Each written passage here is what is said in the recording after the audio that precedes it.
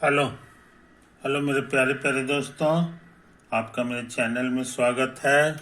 मेरे चैनल का नाम है रजनीकांत सिन्हा। ये यूट्यूब का चैनल है ना। अभी जो वीडियो तुम देख रहे हो उसका थंबनेल है BIT टॉपर इन ₹500, है ना। 500 रुपया जमा करना है मेरे दोस्त, और ज़िंदगी का लाजवाब सुख प्राप्त करो। और वो है IIT में टॉप करने का। ये छोटी सी रकम तुम्हें कहाँ सेंड करना है सो समझ लो। यही वो एक अकाउंट नंबर है ना, रजनीकांत सिन्हा। और ये IFSC बैंक का कोड है, और ये अकाउंट नंबर है। इसी में ट्रांसफर कर दो 500 रुपया, है कि नहीं। ये जो है ना गुरु दक्षिणा है कि नहीं। कोई भी बड़ा काम करने से पहले ये जो है ये प्रथा है हमारे यहाँ, सोचिए। और सच पूछो तो ये बहुत बड़ा मिशन है जिसके तहत हम ये काम कर रहे हैं। वो कौन सा मिशन है सो समझ लो। वो है, हमारे देश में 140 करोड़ लोग रहते हैं, है ना। कल्पना करो कि सारे लोग जो है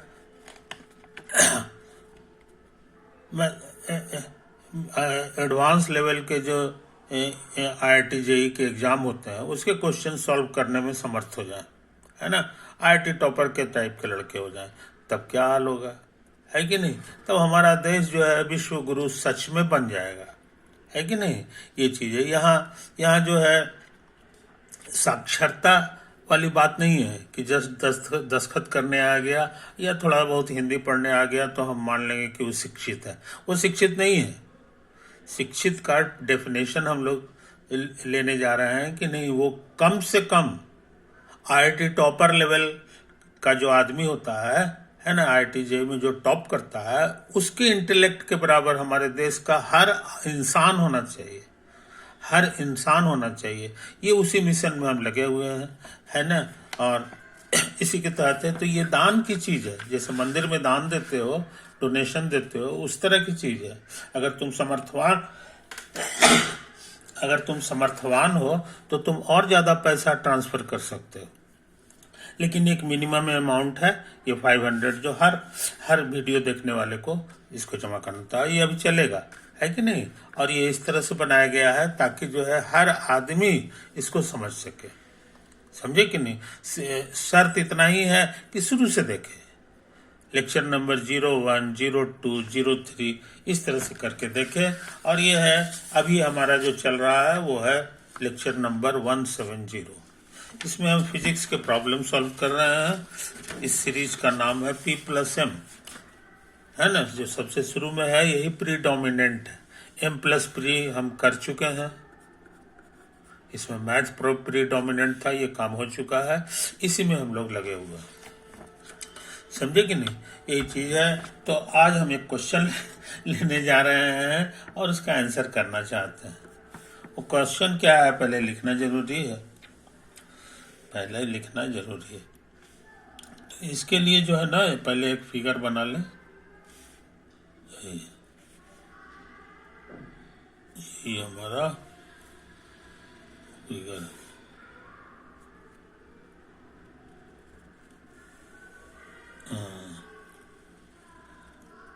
समझे। ये हम पूरा फिगर नहीं बना रहे हैं, है तो पूरा गोल, मतलब जो है इतना ही सा है। अच्छा, और ये एक पॉइंट हो गया, है ना। आधा आधा बना। और ये सब क्या है सो समझ लो। ये सरफेस है, स्फेयर है ना, जिसको हम लोग शॉर्ट में ऐसे बनाए हैं। तो ये स्फेरिकल शेप्ड है, स्फेरिकल शेप्ड, ठीक है। और ये इक्विपोटेंशियल सरफेसेज हैं, इक्विपोटेंशियल सरफेस। तुम्हें पता है इक्विपोटेंशियल सरफेस का स्वभाव कि वो जो है ना एक दूसरे को काटता नहीं है। ये सच में कहीं नहीं काटेगा एक दूसरे को।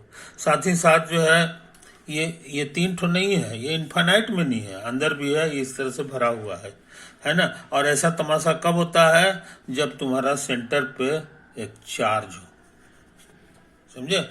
एक चार्ज है, ये चार्ज है तुम्हारा, है ना। तब ऐसा फील्ड तैयार हो जाता है। तो ये चार्ज हो गया, जिसको हम लोग क्यू नाम दे दिए। अच्छा, और डिस्टेंस कितना कितना है ये देख लो। डिस्टेंस हमारा जो है यहाँ से यहाँ तक पूछेंगे तो कहोगे 10 सेंटीमीटर है। यहाँ से यहाँ तक का पूछेंगे तो कहोगे 20 सेंटीमीटर है। और यहाँ से यहाँ तक का पूछेंगे तो कहोगे 30 सेंटीमीटर।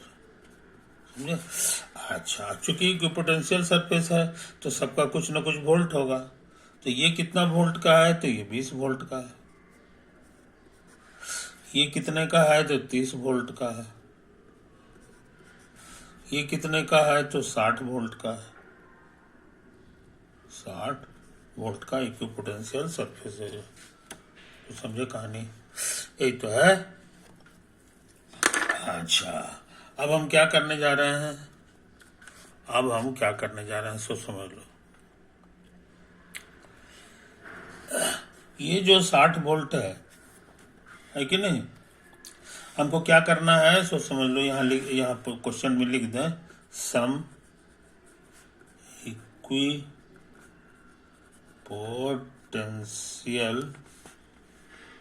surfaces are shown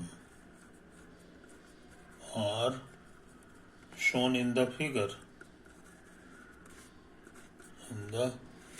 समझे? फिगर में शो किया गया। अच्छा, what can you say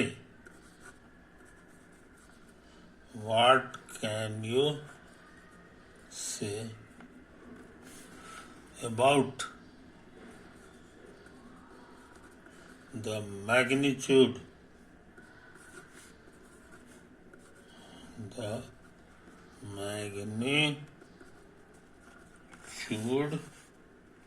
of the electrical field?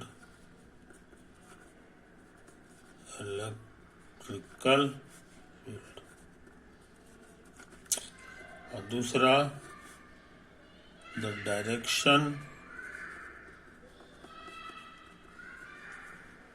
of the electrical field।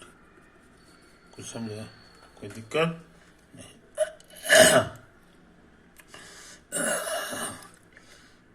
अब हम आंसर करने जा रहे हैं। देखो, ये इक्विपोटेंशियल सरफेस सब स्फेरिकल शेप का है। सब के सब, और सबका सेंटर एक ही जगह है, कंसेंट्रिक है। यानी इसका शेप है कंसेंट्रिक, सबका सेंटर एक ही जगह, कंसेंट्रिक स्फेरिकल शेप्ड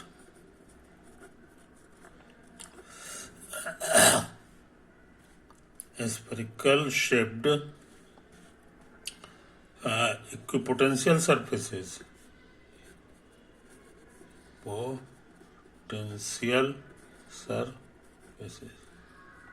ये किसमें होता है? ये हर लड़के को पता है। ऐसा शेप जो है, ये इसको मोटा मोटी का दो, ये प्याज के शकल का है। प्याज का एक एक लेयर होता है ना, एक दूसरे पे चढ़ा रहता है, ये उस शकल का होता है। मोटा मोटी प्याज का तो पत्थर मोटा होता है, मोटा नहीं है, ये सब पतला पतला इसी तरह भरा हुआ है। समझे? इस तरह की कल्पना कर लो। और ऐसा in spherical shaped equipotential surface कब पैदा होता है, ये हर लड़के को पता है। समझे? उसके लिए जरूरी है कि सेंटर पे एक चार्ज हो, सिंगल चार्ज, ज्यादा चार्ज नहीं। ज्यादा चार्ज रहेगा, 2 चार्ज रहेगा तो इसका शेप स्फेरिकल नहीं रहेगा, कुछ टेढ़ा मेढ़ा हो जाएगा। समझे कि नहीं? ये चीज समझ लो। तो हमारा क्वेश्चन में कह दिया नहीं है स्फेरिकल शेप्ड। ये इशारा कर रहा है कि सिंगल चार्ज के कारण ही जो है ये जो है ना इलेक्ट्रिकल फील्ड तैयार हुआ है। इसी हालत में ऐसा इक्विपोटेंशियल सरफेस बनता है कि नहीं? ये चीज समझ लो मेरे यार। अच्छा, और सिंगल चार्ज के कारण जो है फील्ड कैसा होता है तो हमको पता है। जैसे यही पॉइंट है, तो यहाँ पे यूनिट टेस्ट चार्ज रख दो, छोटा क्यू रखो, इसको किधर ढकेलेगा, ये दोनों प्लस प्लस है, इधर ढकेलेगा। तो ये रेडियल लाइन है, रेडियल डायरेक्शन यहाँ रहेगा, तो फिर इधर इसी इसी लाइन में ढकेलेगा, तो ये इसका स्क्वायर का रेडियल हो गया। तो जितने भी रेडियल होते हैं ये सब कितना एंगल बनाता है, 90 डिग्री बनाता है। इसी को हम लोग रेडियल के बजाय नॉर्मल भी कह सकते हैं, नॉर्मल टू द सरफेस। समझे, ये सरफेस के ऊपर नॉर्मल है। आई हम पहले भी बताए हैं, ऐसा भी नहीं है कि जितने भी इक्विपोटेंशियल सरफेस होते हैं उसके नॉर्मल के डायरेक्शन में ही जो है फील्ड होता है, फील्ड होता है। मान लो 2-3 चार्ज रहता तब इसका शेप अलग अलग होता, लेकिन हर जगह फील्ड कैसा होगा तो वो सरफेस के नॉर्मल होगा।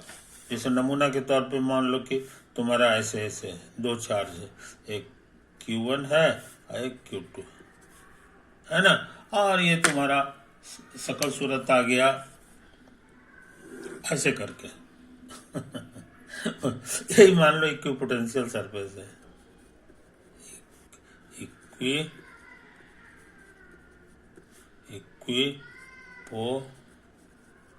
Equipotential surface. समझे। अब तुमको एक तो पॉइंट दे देते हैं, एक तो पॉइंट दे देते हैं यहाँ पे कि यहाँ बताओ कि फील्ड का डायरेक्शन क्या है। समझे, तो तुम कहोगे कि लाइन को मिला दीजिए और इधर हो जाएगा, ये गलत है, क्योंकि ये भी तो चार्ज लगा है, तो ये भी फोर्स इधर लगाएगा, है कि नहीं, ये इधर लगाया। इसलिए इसका जो फील्ड का जो डायरेक्शन हुआ, फील्ड का जो डायरेक्शन हो गया वो न ये है न ये है, इसका रिजल्टेंट होगा, इसका रिजल्टेंट होगा। अब रिजल्टेंट बना लो, है कि नहीं। तो इन बातों को समझ लो, इन बातों को समझ लो। तो इक्विपोटेंशियल सरफेस जो है ये, तो इसका पैरेललोग्राम बना लोगे, पैरेललोग्राम बना लोगे तो ये आ गया तुम्हारा, इसी डायरेक्शन में जो है फील्ड होगा।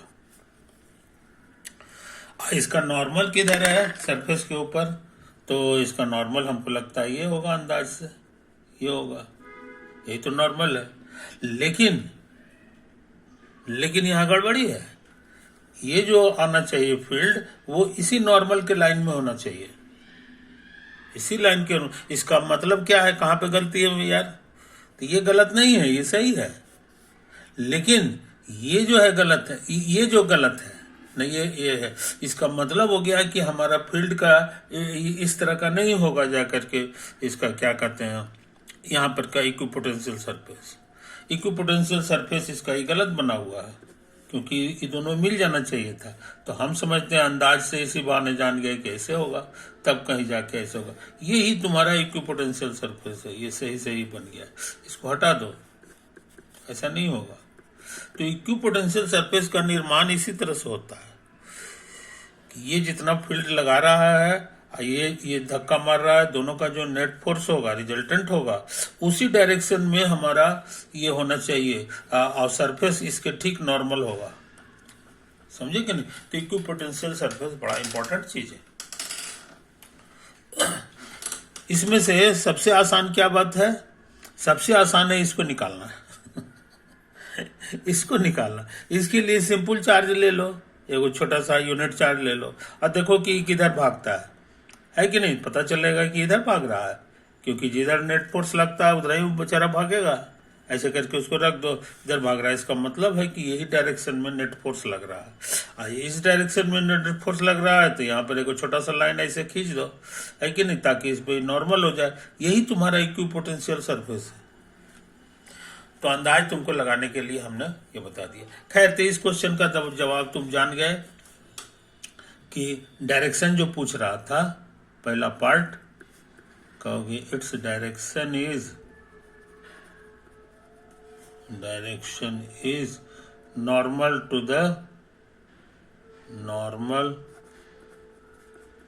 To the surfaces. समझे। या इसको दूसरे ढंग से कहोगे तो कहोगे long radial line, along radial line. तो पहला काम हम लोग कर चुके हैं, पहला काम हम लोग कर चुके हैं, सॉरी पहला काम नहीं, दूसरा काम हुआ है, पहला बाकी है। मैग्नीट्यूड कहाँ निकला है? तो मैग्नीट्यूड निकालने में हम लोग ताकत लगावे। तो ये चार्ज है और ये दूरी 10 सेंटीमीटर है, तो यहाँ पे पोटेंशियल क्या होगा, है ना, ये बताना आसान है। ये है फॉर्मूला हमारा 1/4πε0 और क्यू। अब बाई दूरी लिखाता है तो दूरी की जगह सेंटीमीटर लिख दो, समझे। ये ऐसा यूनिट नहीं है, ऐसा यूनिट नहीं है, खाली मीटर होना चाहिए। तो सेंटी माने 10⁻⁻1, तो इसलिए ज्यादा बेटर होगा। तो हम लोग ऐसे लिख लें क्यू और 10 और गुना 10⁻⁻²। तो कुल मिलाकर के ये -1 हो जाएगा, तो -1 उधर जाकर के 10 हो जाएगा।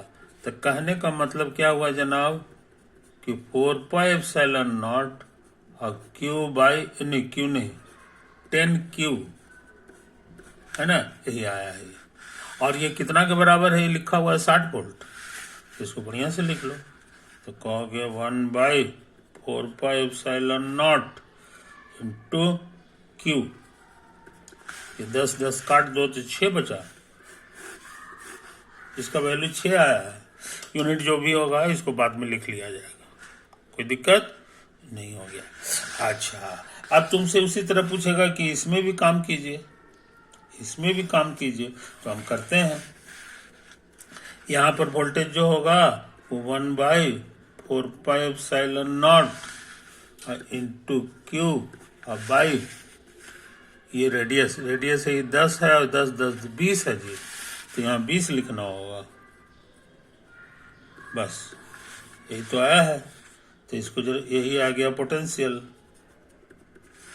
अच्छा, आज इसमें क्यू बाई इतना कितना होता है ये हम निकाल चुके हैं, ये हम लोग निकाल चुके हैं, समझे, कोई दिक्कत नहीं। तो ये 6 हो गया, अब बटा 20 आई सेंटी का मतलब 10⁻⁻², समझे। तो कटे छटेगा और ये जो है ना -1, ये 30 आ गया, 30 वोल्ट।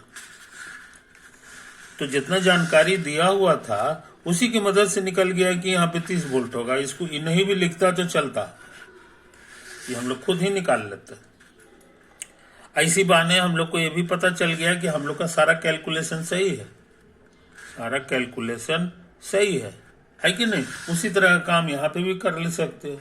इस बार 30 लिखोगे तो यहाँ 30 लिखोगे तो 3 दूना 6, 2 कट छट के 20 आ जाएगा, और सच में 20 है। इसीलिए क्वेश्चन में नहीं भी लिखता तो हम लोग जान जा सकते थे कितना कितना वोल्ट का इक्विपोटेंशियल सरफेस, समझे। लेकिन हमको ये नहीं निकालना है, हमको मैग्नीट्यूड ऑफ इलेक्ट्रिकल फील्ड निकालना है, समझे। तो ये काम हम बड़ा तेजी से करने जा रहे हैं। मान लो यही पॉइंट है, नहीं ऐसे ही छोड़ दो, ये देखो ये तुम्हारा क्यू चार्ज है कि नहीं, और यही वो पॉइंट है, यही जो पॉइंट है जहां पर हम लोग इस दूरी को आर कह दो, तो डायरेक्शन तो इसका यही होगा इलेक्ट्रिकल फील्ड का। और इलेक्ट्रिकल फील्ड का जो फॉर्मूला है वो बड़ा आसान है, वो है 1/4πε0 और क्यू अब बाई दूरी का स्क्वायर, दूरी का स्क्वायर, जहां क्यू बाई 4πε0 मेरा निकाला हुआ है, देखो ये 6 के बराबर है ना, तो यहाँ 6 लिख दो, अब बटा आर स्क्वायर, ये पूरा चीज हो गया, अब बाई आर स्क्वायर। तो यही फील्ड का फॉर्मूला हो गया।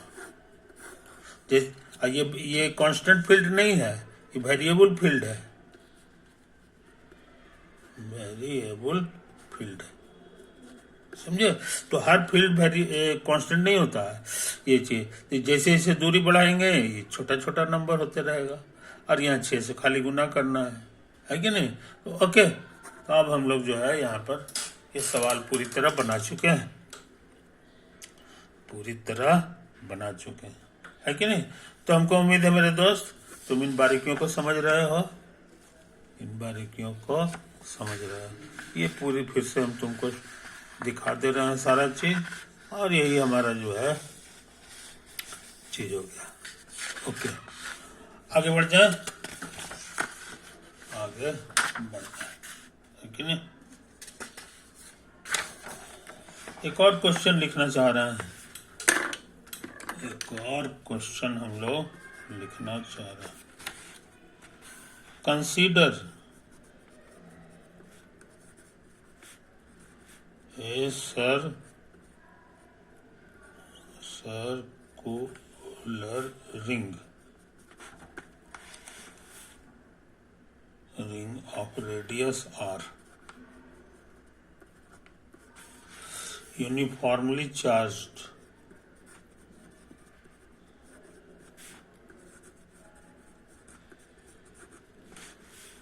with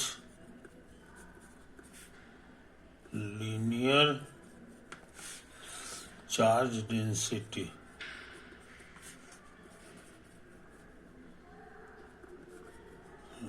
lambda. Find the electric potential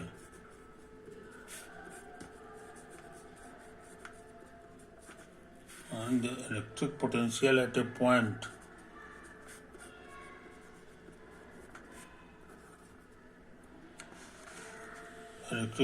on the axis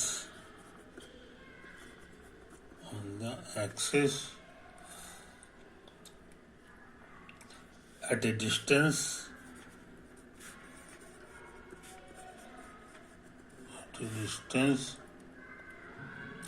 x from the center of the using this expression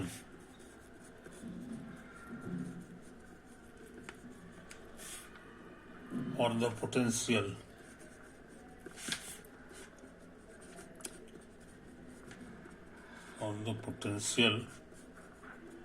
find the electric field at this point. कोई दिक्कत? आंसर खोजें।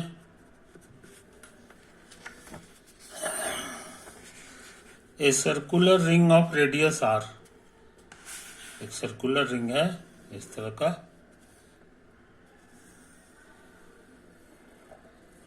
ये इसका सेंटर हो गया, आई मिला दो, रेडियस आर हो गया, है कि नहीं, रेडियस आर हो गया, है ना।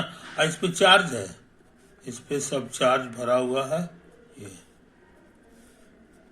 सब प्लस प्लस प्लस इशारा कर रहा है कि इस पे चार्ज है। अच्छा, और चार्ज के बारे में लिख दिया है कि linear charge density lambda, linear charge density is lambda, ये भी गिवन है। लैम्डा का मतलब हो गया, लीनियर चार्ज का मतलब हो गया कि इतना चार्ज है यूनिट लेंथ में, मोटा मोटी ये हो गया चार्ज ऑन यूनिट लेंथ। बस समझ में, एक तो है कहानी, यही है कहानी, यानी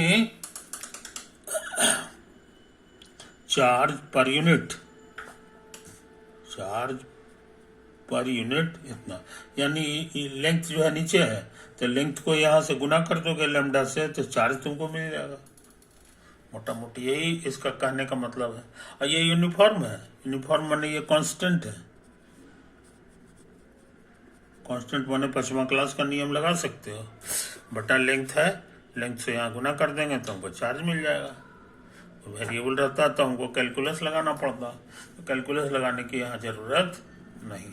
अब क्या करें, अब कह रहा है कि इस चार्ज के कारण आसपास में फील्ड होगा, है कि नहीं, और axis of the ring ring का एक्सिस यही कहलाता है, समझे।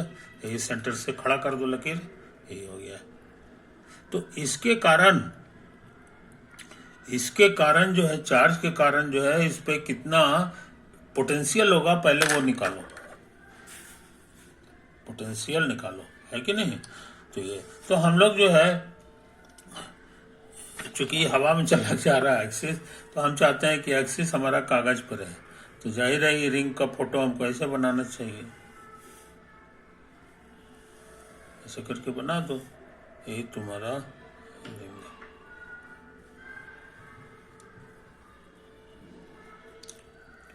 ये इसी तरह से ये रिंग है ना, ये सेंटर हो गया। और ये हम लाल रंग का जो है ऐसा बना देना है, समझे। यही कहलाएगा एक्सिस ऑफ द रिंग। हम लोग को जो पॉइंट लेना है पी, ये हमारा इसी पर है, इसी पे ये पॉइंट, बात समझे। और इसमें चार्ज है, चार्ज को इशारा करने के लिए हम ऐसे ऐसे लिख दे रहे हैं ताकि तुम समझ जाओ ये चीज, ये चीज। अच्छा, यहाँ पे फील्ड क्या होगा सो समझ लो। क्वेश्चन बहुत आसान है, क्वेश्चन बहुत आसान है, कैसे सो समझ लो। ये जो है इसको ना हो तो वो कह दो, और ये जो दूरी है इसका x कहता है। At a point on the axis at a distance x from the centre, समझे। तो पोटेंशियल का फॉर्मूला बड़ा आसान है। ऐसा करें कि इसको हम छोटा छोटा टुकड़ा में बांट दें, कि ये वाला हमारा इतना हो गया, इसका हिसाब यहाँ कर लेंगे, फिर इसका करेंगे, ये करेंगे, और सबको एडअप कर देंगे, सबको एडअप कर देंगे, है कि नहीं। याद रहे इसका रेडियस लिख दिया है, कितना,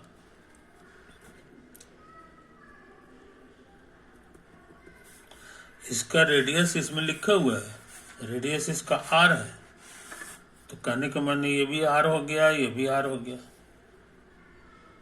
तो ये जो आर्कुअल डिस्टेंस है,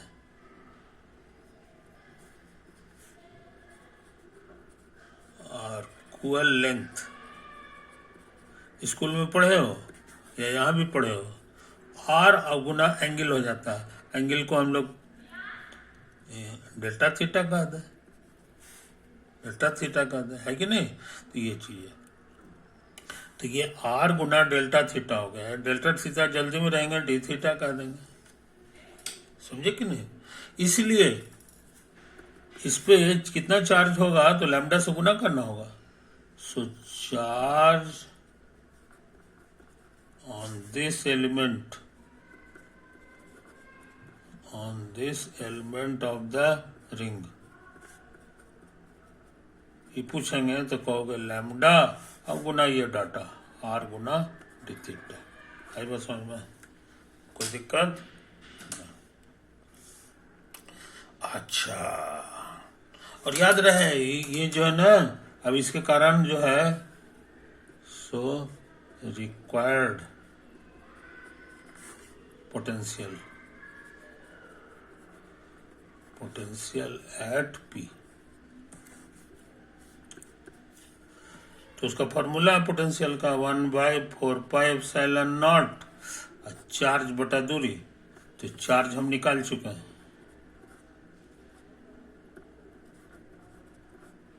समझे। अब दूरी कितना होगा, दूरी हमारे लिए ये हो जाएगा, है ना। और ये 90 एंगल बना रहा है, एक्सिस के साथ कोई भी रेडियस खींचेंगे सब 90 बनाएगा। और ये r है और ये हमारा दूरी x है, तो पाइथागोरस थ्योरम लग जाएगा, तो ये दूरी हो जाएगा r² प्लस x², समझे। वही वाला लिख दो, r² प्लस x², समझे, कोई दिक्कत। ये तो है मोटा मोटे। यहाँ पे इंटीग्रल भी हम लोग लगा सकते हैं, और यहाँ सिग्मा भी लगा सकते हैं। यहाँ लिख दो for the whole ring, over the whole, समझे। तो देखो यहाँ पे ढेर सारा चीज कांस्टेंट है, ढेर सारा चीज कांस्टेंट है। पूरे रिंग के डिफरेंट डिफरेंट पॉइंट्स के लिए सब कुछ ही बदलेगा, खाली ये बेचारा डेल्टा थीटा रह जाएगा, समझे कि नहीं। तो अच्छे लड़के इसको समझ लें, ये कांस्टेंट सिग्मा के बाहर आ जाएगा, ये दूरी भी फिक्स है, और ये हो जाएगा तुम्हारा सिग्मा डेल्टा थीटा। और ये कितना होगा, ये कॉमन सेंस कहता है। पूरे रिंग के लिए घुमा दोगे तो पूरा ये सारा एंगल इस तरह से छोटा छोटा एंगल जुटेगा, तो कितना हो जाएगा, तो एक चक्कर में कितना एंगल होता है, तो कहोगे 2 पाई होता है, तो ये 2 पाई बन जाएगा।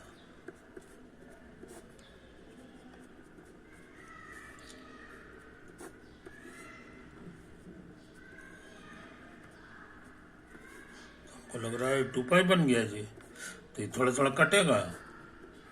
तो फाइनल आंसर हम लोग जान गए, पोटेंशियल का फॉर्मूला हो गया lambda by 2 epsilon not into 1 by root over R square plus x square. समझे, कोई दिक्कत नहीं। तो हम लोग ये काम कर चुके, तो यहाँ देख रहे हो एक्स है, आर तो बदलेगा नहीं, एक्स बदलेगा, तो एक्स बदलने का मतलब हो गया इसी लाइन पे पी टहलेगा, तो हर पॉइंट पर का भी हमको मिल गया, इसलिए भी is a function of X. भी is a function of X, भी माने पोटेंशियल। आमतौर से पोटेंशियल एक वेरिएबल का फंक्शन नहीं होता है, एक वेरिएबल का फंक्शन नहीं होता है, वो जो है तुम्हारे 3 वेरिएबल का फंक्शन होता है। लेकिन इस लाइन में बहुत सिंपल फॉर्मूला है, इसमें y और z हमारा फिक्स है हर पॉइंट के लिए, है कि नहीं। अच्छा, अब एक काम और करना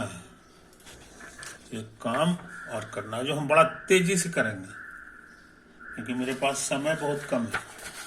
ये कह रहा है कि एक्सप्रेशन निकाल लीजिए, तो हम निकाल लिए। अब कहता है इलेक्ट्रिक फील्ड पता लगाइए, तो इलेक्ट्रिक फील्ड का ये होता है ना, ये पता लगाना। इसका फॉर्मूला तुमको याद है, Ex बराबर हो जाता है डेल भी बाय डेल एक्स, डेल भी बाय डेल एक्स। अब अभी और होता है, लेकिन हम लोग एक ही को लिखेंगे, तो इसीलिए डी भी बाय डी एक्स लिख दो मोटा मोटी, है ना। अब खुशी की बात है भी हम निकाल चुके हैं, भी है हमारा 1/2 एप्सिलॉन नॉट और 1/रूट over R square plus x square, ये बाहर आ गया। अब इसका डेरिवेटिव तेजी से निकाल रहे हैं, चेन रूल से, है कि नहीं। पहले पावर हो जाएगा माइनस आधा n माइनस नहीं है, हाँ ठीक तो है, ये निकाल लो। अब तेजी से काम कर रहे हैं, बाकी बात अगले पेज में। डेरिवेटिव निकालना बहुत आसान है कि नहीं।